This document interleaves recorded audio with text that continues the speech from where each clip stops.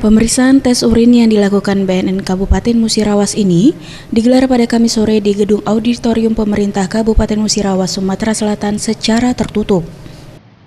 Pengambilan urin para kepala desa ini dilakukan menyusul maraknya kasus narkoba yang melibatkan sejumlah pejabat daerah, sehingga pihak Pemkab Mura bekerja sama dengan BNN untuk melakukan tes urin secara mendadak, di mana sebelumnya para kades ini sengaja diundang di ruang auditorium untuk mendengarkan arahan dari Bupati Musirawas Hendra Gunawan.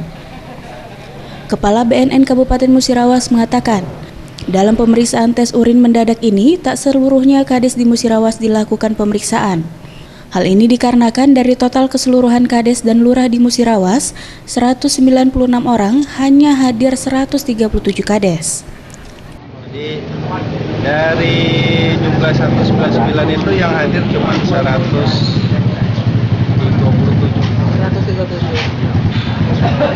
Jadi yang hadir cuma 137 dan yang 137 juga tidak seluruhnya kades.